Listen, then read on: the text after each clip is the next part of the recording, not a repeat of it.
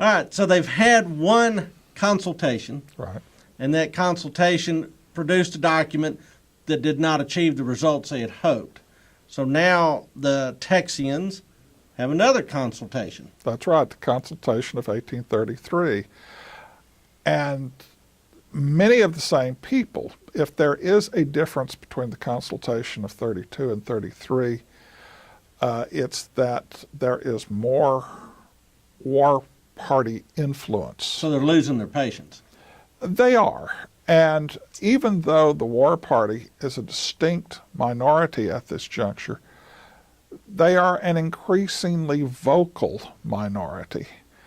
And they thought that what Muskies did was frankly a bit heavy-handed, and they're not really happy. They don't understand why they have to do things the Mexican way.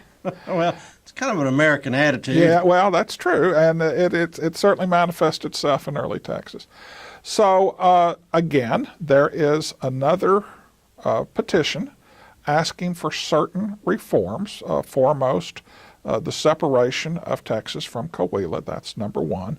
So you're talking about separate statehood for Texas. Separate statehood for Texas. I can't imagine that went over well. Inside the Mexican Federation. Oh, wow. And actually who opposes this is the Tejanos, because they understand that the nanosecond Texas becomes its own state, they're a disenfranchised minority. Absolutely. They're people without a country all of a sudden. So they're not for that. This is something that the Anglos are pushing.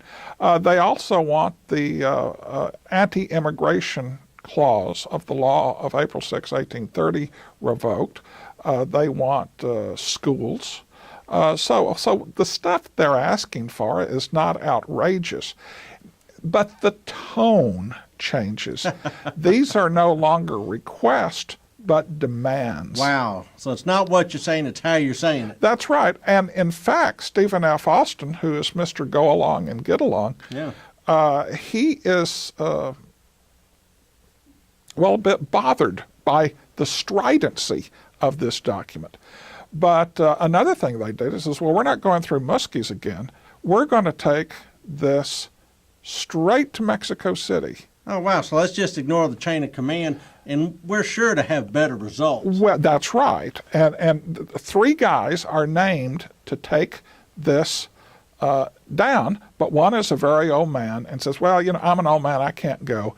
The other one says, well, I'd love to go with you, Steve, but I'm ill. So the dutiful Stephen F. Austin, the long-suffering Stephen F. Austin has to make that trip down from San Felipe to Austin to Mexico City on horseback again.